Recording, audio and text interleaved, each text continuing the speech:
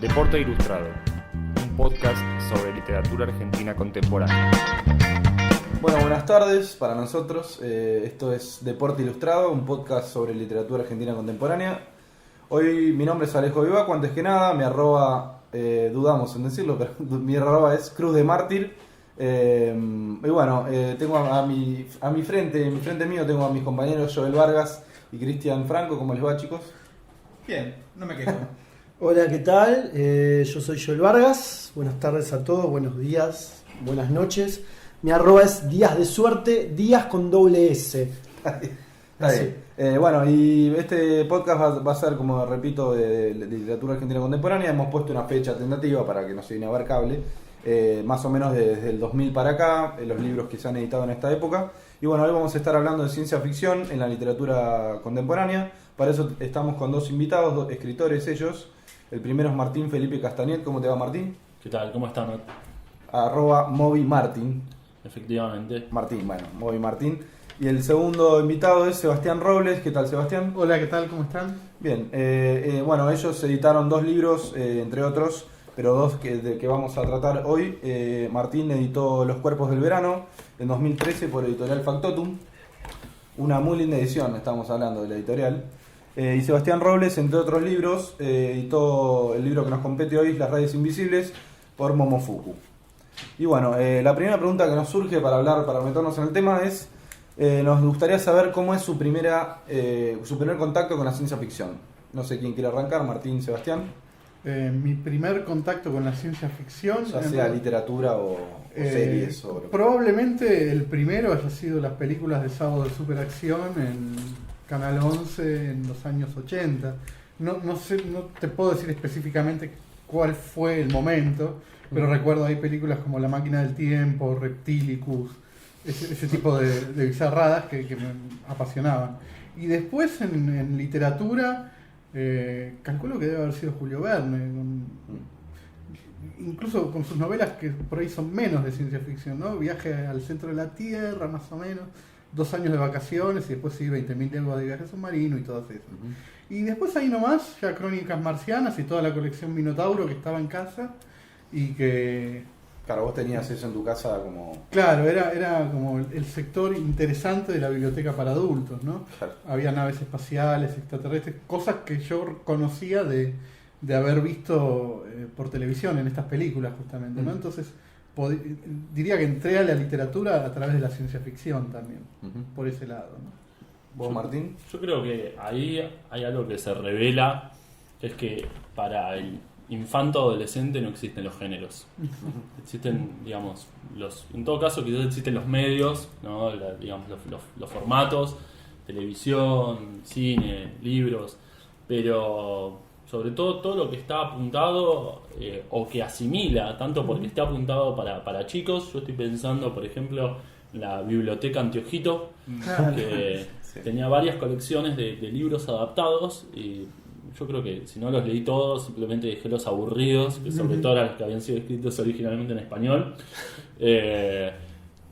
Pero me parece que lo mismo ocurre cuando, como en el caso de Sebastián, terminé leyendo los libros de la editorial Minotauro que estaban en la casa paterna, y ahí nunca hubo una diferenciación entre, bueno, esto es ciencia ficción o esto es fantástico, claro, o esto es realista. Creo que en ese sentido estamos, digamos, retomando, o quizás nunca dejamos del todo nuestras lecturas de la infancia. Creo que a los que nos interesan estos géneros tenemos una conexión con todo lo que fuimos asimilando cuando éramos chicos. ¿Y el primer autor así que te haya volado? Bueno, creo que no sería injusto si menciono a Hergé, el autor de Tintín. Porque, sí, ¿por qué no? De hecho, tiene unos dos, o sea, más allá de que siempre se van filtrando a lo largo de toda la obra, ¿no? Y siempre hay cohetes y naves, incluso unas naves submarinas muy, muy extrañas. Tiene 2 tomos de Tintín en que viajan a la luna. Bueno, por supuesto también Julio Verne fue una presencia continua. E incluso también podría agregar algunas de las historias de las mil y una noches, o de algunas, o de todo esa mitología que viene de Oriente, que bueno, como las mil y una noches, quizás es de Persia, quizás de la India, quizás de Egipto, quizás de China, que siempre había alguna máquina extraña con el que se podían hacer cosas que eran fantásticas, pero siempre a través de la máquina, el mecanismo que nunca se terminaba de explicar. Y hablando no solamente de literatura, hablando también, ya bien mencionó el cine, cómics, anime, que hay muy metido, ¿no? Ciencia ficción, Ghost in the Shell, Evangelion, Macross, se me ocurre ahora. O sea, ¿qué cosas de esas se te metieron en la cabeza y no la pudiste sacar más? Bueno, el que mencionaste, Evangelion, por supuesto a mí me parece que es, no voy a decir ninguna novedad, pero me parece que es la cumbre de la animación japonesa, que bueno, por supuesto es una de las mejores animaciones que hay, que terminó influenciando mucho a la animación norteamericana actual, así como la norteamericana había influido a los comienzos de la animación japonesa. Y creo que lo que tiene siempre el anime y otros géneros similares es algo que yo veo que está sucediendo en la literatura contemporánea argentina actual, que es la mezcla de géneros, la utilización de recursos sin ningún tipo de prurito, de decir, no, esto no se puede, esto es de modé, esto es para chicos. Creo que en ese sentido, por suerte, se perdió la vergüenza. A mí, en el caso de Evangelion, es algo que a mí la verdad me influenció mucho, lo mismo que las películas de Hayao Miyazaki. Sí. Y ahí, digamos, si quisiera podría ir a las referencias exactas, pero creo que lo que más me quedo digamos, de todas esas influencias, de todas esas referencias, me quedo con lo extraño. Había algo en Evangelion que era la cuestión ligada al cuerpo, ligada a la carne, que es que el robot no es exactamente un robot, sino que en realidad es un humanoide que tiene simplemente una coraza, ¿no? Digamos, como una especie de armadura. Eso creo que a mí sobre todo es lo que más me afectó, lo que más me perturbó, y creo que en todo lo que leo de ciencia ficción que me interesa, creo que apunta hacia ese lado, no algo que es pura máquina, sino que es algo que está íntimamente ligado con nuestros organismos. Y que esto del cuerpo, bueno, además de que se llama Los cuerpos del verano, digo, tiene mucho que ver con tu novela, que es esa cosa ¿no?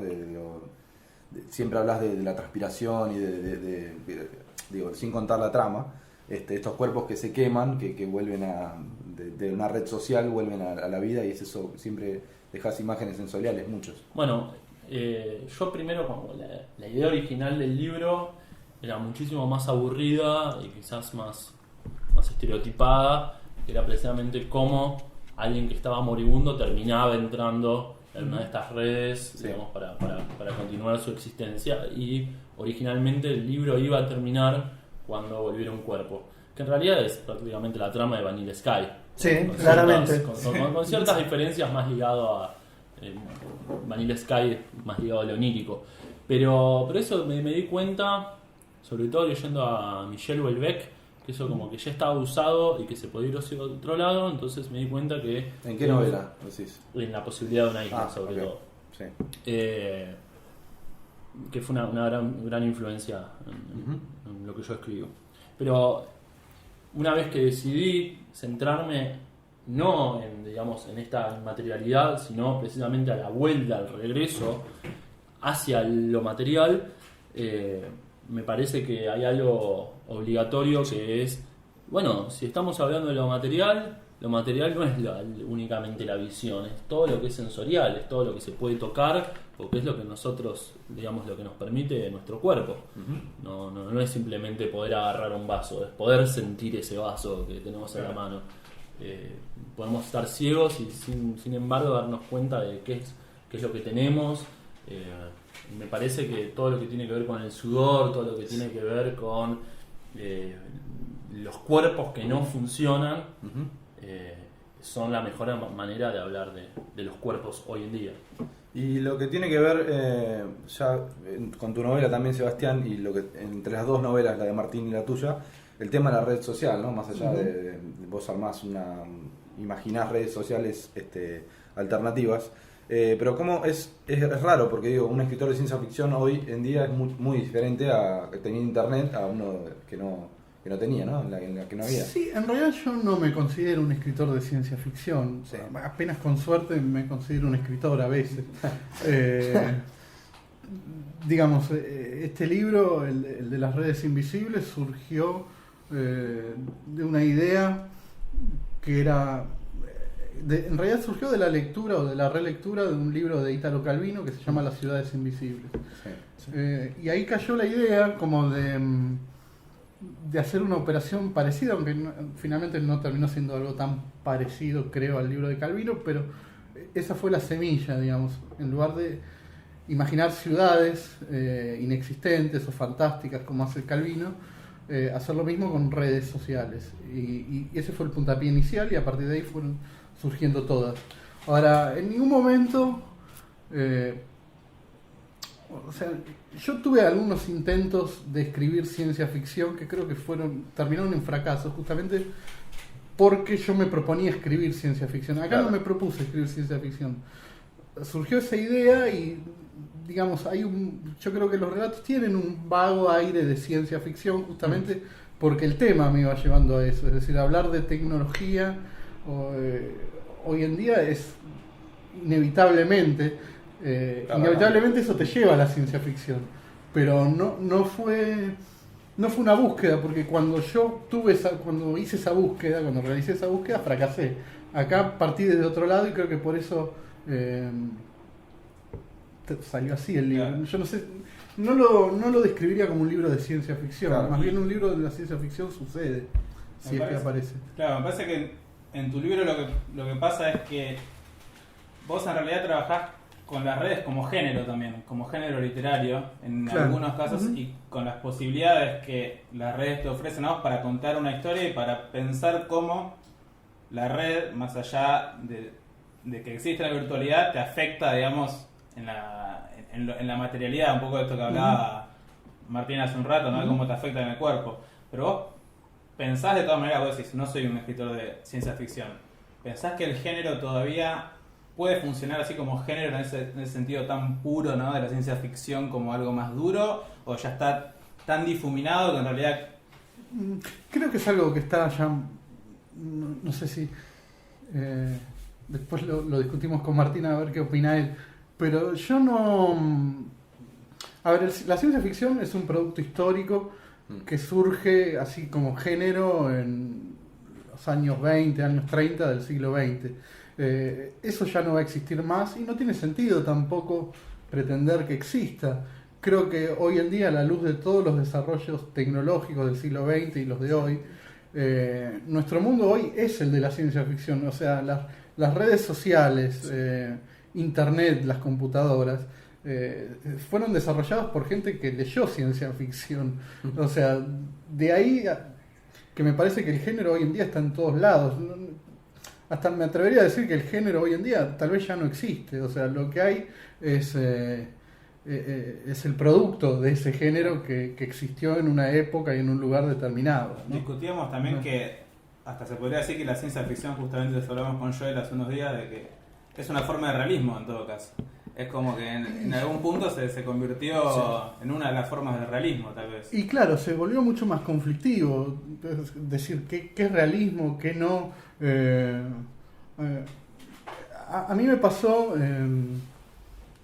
yo antes de ese libro de las redes invisibles escribí otra novela que se llama Los años felices, que la publiqué en un blog, y ahí tenía como una limitación que era que justamente no podía ser ciencia ficción, tenía que ser realismo porque era supuestamente la historia de un personaje en los 90, bueno, etcétera. Y quería desquitarme un poco de eso. Me molestaba esa limitación del realismo. Ahora, cuando empecé a escribir Las redes invisibles, me di cuenta que de alguna forma también estaba haciendo realismo. O sea, por un lado estamos haciendo ciencia ficción y por otro lado no podemos escapar del realismo nunca. O sea, pasa eso que vos decís, está todo muy mezclado ya. ¿Qué es ciencia ficción? ¿Qué es realidad? A mí esa construcción que vos sentías me parece que no hubiera ocurrido en el libro de Aira, que hubiera escrito Los Años Felices, Claro. y en el último capítulo habría habido un twist totalmente de ciencia ficción. Es decir que, digamos, no todos los escritores sienten esa necesidad de mantenerse, digamos, encorsetados Claro. por los límites de los géneros. De todas maneras, me parece que yo concuerdo mucho con lo que vos decís. Me parece que tiene que ver, un poco como señalabas, con los orígenes de los géneros. El realismo, hace 2 siglos, no existía. No existía porque no había una separación entre lo real y lo fantástico. Eso es un invento moderno. El realismo y el fantástico nacen en la mitad del siglo XIX precisamente por la necesidad acompañada de las innovaciones y del desarrollo del pensamiento moderno de separar uno de otro. Y al mismo tiempo esta separación del fantástico, que como bien dijo Sebastián, es de la década del 20, es de una época donde la tecnología ya estaba presente, pero no era cercana. Es decir, se iban enterando primero por las noticias, porque hubo innovación, sobre todo en las guerras. Después, para los años 50, esa innovación era primero en el espacio, es decir, que se enteraban, pero tardaba años, décadas en llegar. Mientras que ahora la relación que tenemos con la tecnología es una relación mucho más inmediata. No solo porque primero consumimos esas noticias de tecnología en otra tecnología que es Internet, y que después queríamos discutir, pero también porque todo lo que aparece como tecnología pasa muy poco tiempo hasta que la asimilamos. ¿Cuánto pasó desde de las impresoras 3D o de las drones hasta que estén ahí? Quizás no están acá en nuestro país, pero ese es otro tema, pero están en el mundo real de los que pueden comprar por Amazon. Claro. Seba, vos das un taller de ciencia ficción. Sí. ¿Cómo encarás el tema? Y lo encaro de una manera similar a como lo expliqué recién, o sea, con una perspectiva muy histórica. O sea, ciencia ficción es esto que ocurrió en Estados Unidos a partir de la década del 20 y tuvo estas transformaciones que van a la par un poco de la idea de ciencia de cada época. Es decir, a partir del año 45, después de la bomba atómica, ya la ciencia ficción no fue la misma que antes. Más oscura. Mucho más oscura. El desarrollo de la carrera espacial también determinó un poco cómo se veía la ciencia y eso repercutió también sobre el género, sobre la ciencia ficción.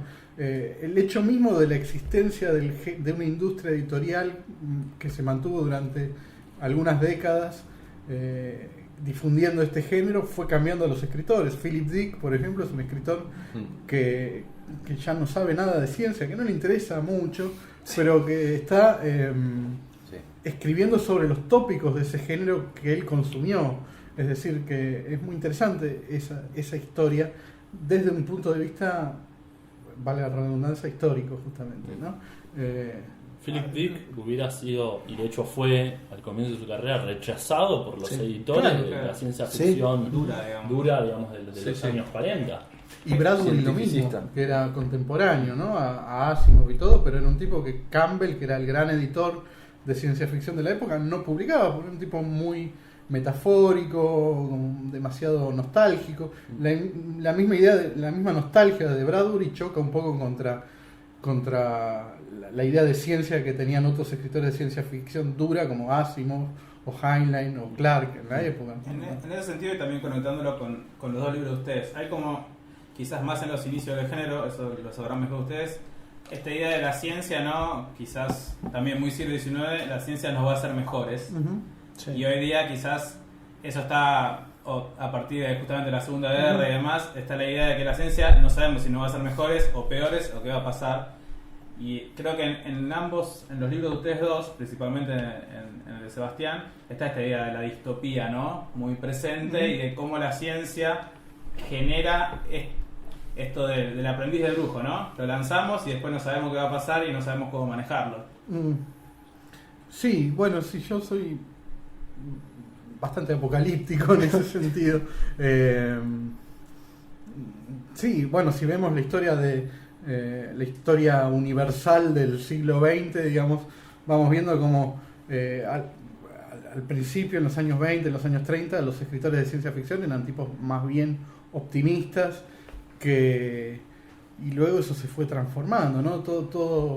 Toda ciencia que pueda servir para emancipar a la humanidad en algún momento también va a servir para hundirla. Y a mí me interesa más esa última parte, ¿no? Siento que si no cuento eso me estoy dejando algo afuera, o estoy siendo demasiado ingenuo, pero esto es algo absolutamente subjetivo, por supuesto. A mí me pasa exactamente lo contrario. Lo sé. Yo soy un positivista. Yo creo que la ciencia nos va a hacer mejores. Por supuesto, siempre hay un tropiezo acá, un tropiezo allá, pero eso es parte de la ciencia. La ciencia, en realidad no existe la ciencia, lo único que existe es el método científico. Entonces, ¿qué más natural del método, digamos, del proceso científico que equivocarse? Bueno, eso es lo que pasó en el siglo XX. Pero yo no creo que la bomba atómica sea una equivocación, por ejemplo. No, al revés, fue todo un éxito. Fue un éxito, exactamente, bueno, a eso voy.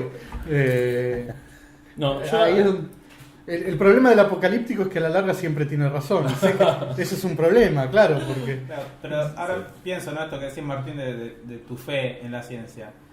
no es fe.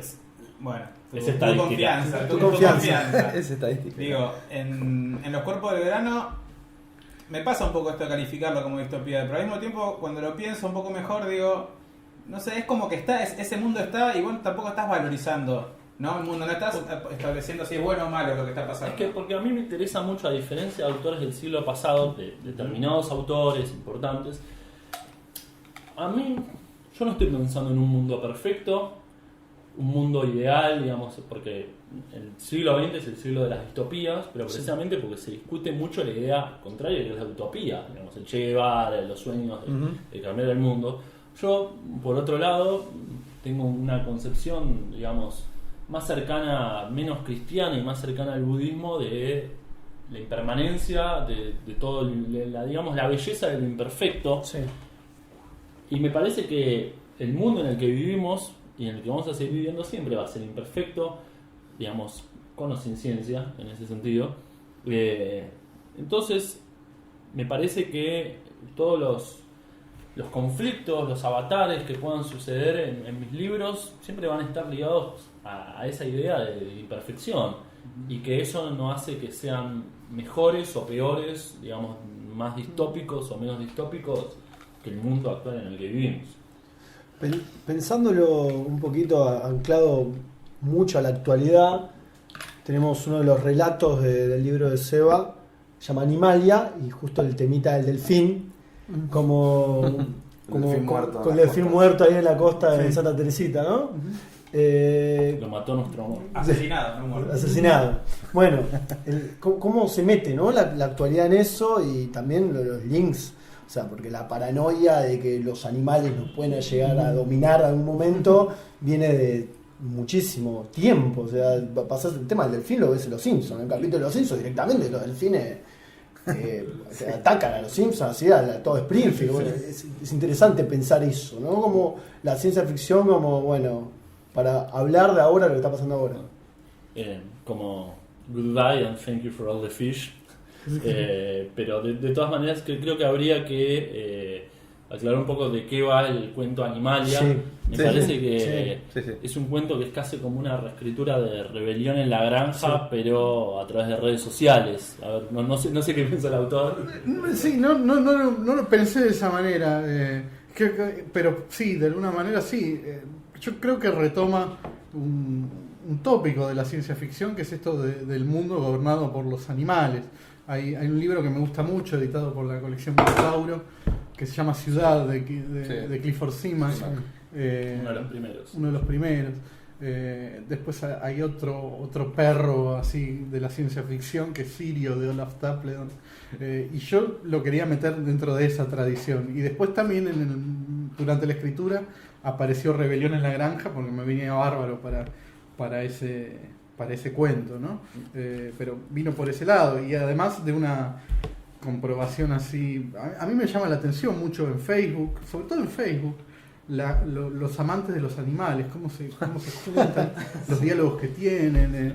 tengo una amiga, por ejemplo, que es paseadora de perros, y directamente se mimetiza con los perros, les muerde, ella a los perros. Le huele la entrepierna. No me lo confesó, pero Incluso hay una actitud persecutoria, ¿no? De, bueno, ese tipo maltrata, vamos a Claro. lincharlo. Sí, claro, porque hay una idea de que bueno, que el animal, que es cierta, ¿no? El animal es mucho más puro que los seres humanos porque no está contaminado por la civilización, entonces es mejor.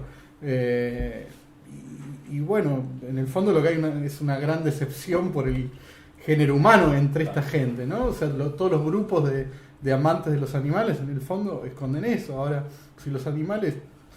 Hay un capítulo de Los Simpsons donde a los chicos les pasan un video sobre las vacas y dicen, si ellas pudieran nos comerían a nosotros. Sí, sí. Y bueno, Universidad Bovina. Bueno, a mí lo que me sucede es que siempre, lo que intento recordar siempre es que el humano es un animal más. claro. Y que en ese sentido quizás hablamos demasiado de civilización, porque es la nuestra, pero quizás está un poco exagerado ese asunto.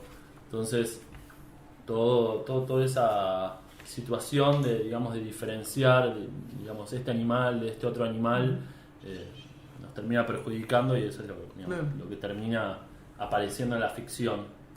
Y un poco, bueno, la idea de al menos este capítulo era hablar de ciencia ficción, pero sabemos que el género es difuso ya de por sí. Y sería bueno mencionar algunos autores para aquel que no sabe el tema, o algunos autores que manejan la ciencia ficción, lo fantástico. Podríamos nombrar a Luciano Lamberti, algunos cuentos suyos. ¿Qué otros se les ocurren? Hernán Manoli. Nicolás Mavrakis, que llega a la ciencia ficción, a algo parecido a la ciencia ficción, pero desde otro lugar, ¿no? O sea, Luciano Lamberti, Germán Maggiori, ¿quién más? Pola Oloixarac, en el último libro, ya más claramente marcado, aunque ya hay determinadas cosas de su primer libro, Las teorías salvajes, como un tema muy interesante para la ciencia ficción, que son los videojuegos. Que eso es Rafael Pinedo, bueno. Pero a lo que iba es, durante mucho tiempo, incluso durante el siglo XX, se lo ha catalogado más de género menor, ¿no? De nicho. ¿Cómo se inscribe hoy en eso, en esa etiqueta? Si bien está difuso, pero... A mí la distinción de género menor, género mayor, la verdad que es algo a lo que nunca le di ninguna importancia. Digo, yo llegué a la literatura, como contaba hace un rato, a través de la ciencia ficción, del terror, de estos géneros menores justamente. Sí. No me parece hoy en día relevante ni siquiera La discusión. La discusión, Sí, claro, es algo que... A mí lo que me pasa es que, a pesar de todo, a pesar de mi amor por la ciencia ficción, me da vergüenza. Yo sí, Es un placer culposo. Exacto. Qué confesión. Pero por supuesto, me parece que casi que a todos nos pasa, ¿no? Siempre es como que andamos como... Sabemos que no nos tiene que dar vergüenza, pero hay algo, hay como un sustrato ahí, quizás escondido, y me parece que está bien admitirlo.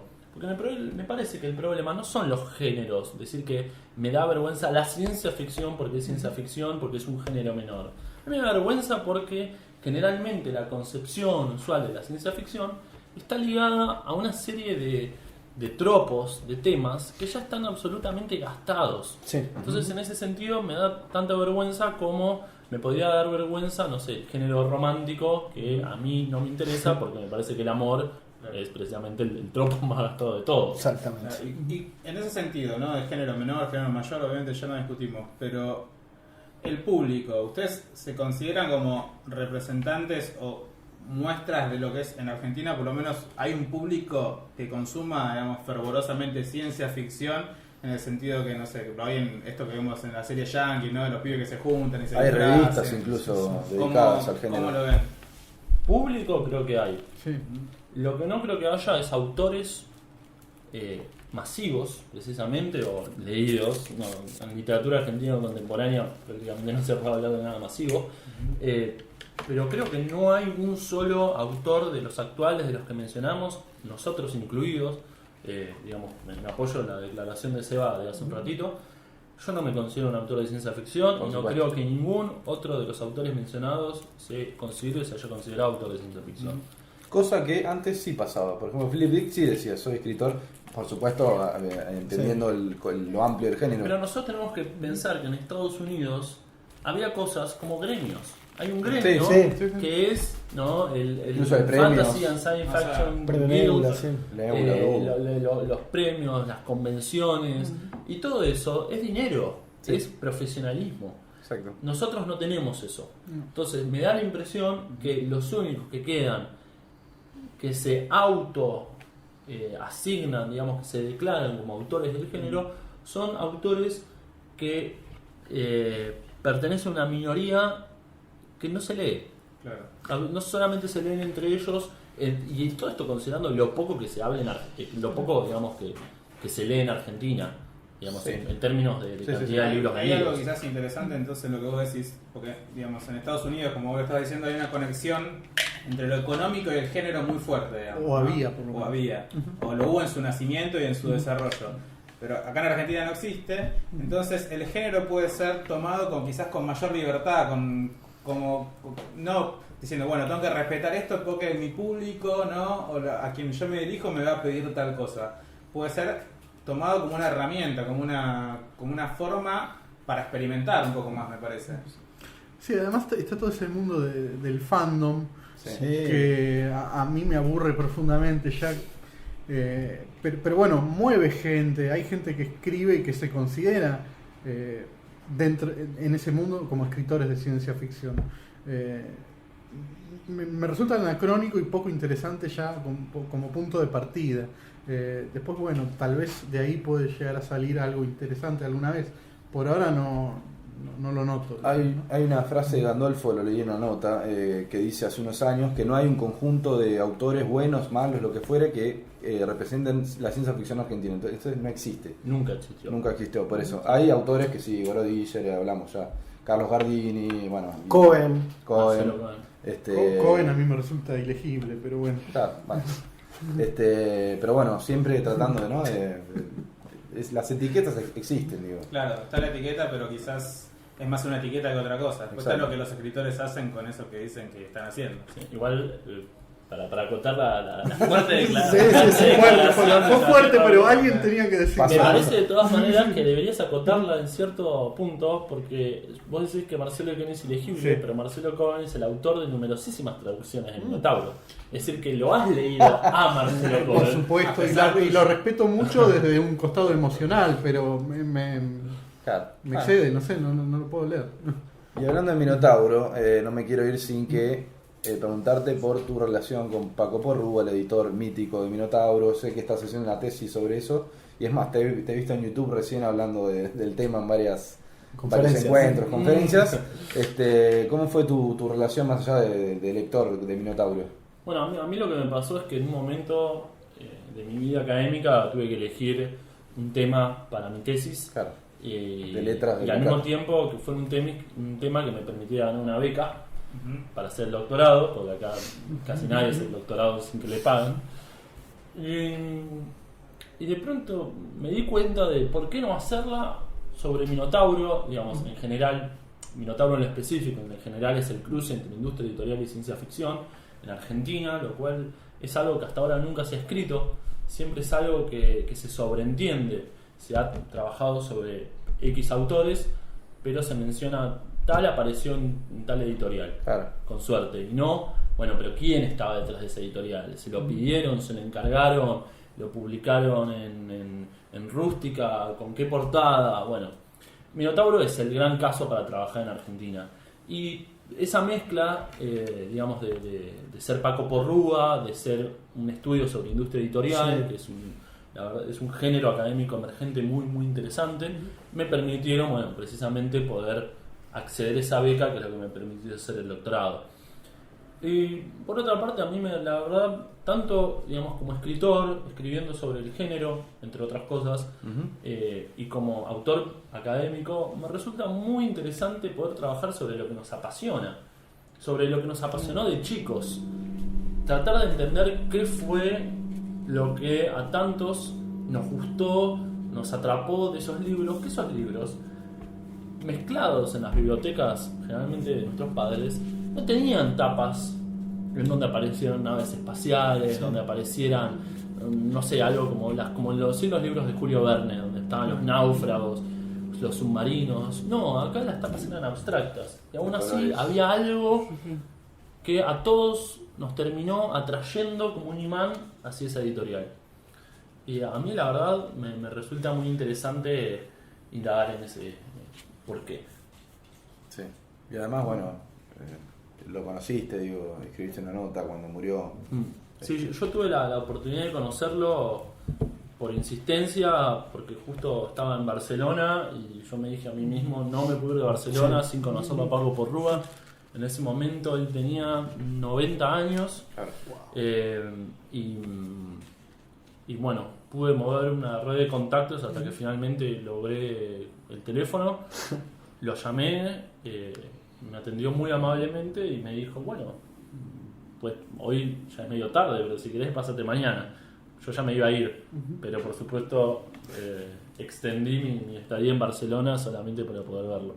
Y creo que fue uno de los momentos más felices de mi vida. Bueno, bien.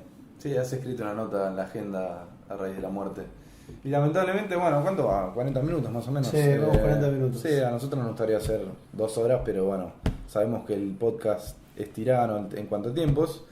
Bueno, para ir cerrando más o menos, no sé si les queda algo para decir a ustedes, muchachos. Yo quiero recordar el taller que hace Seba, que diga dónde lo hace, qué días. Es en Casa de Letras, es un taller breve de 6 clases, ahora ya está terminando. De lectura, sí. De lectura y de escritura Claro. también. Yo pensé que iba a ser más de lectura, pero están escribiendo mucho, así que se está transformando en un taller de escritura. Y repasan textos de Bradbury, Ballard. Ciencia ficción clásica. Clásico, claro.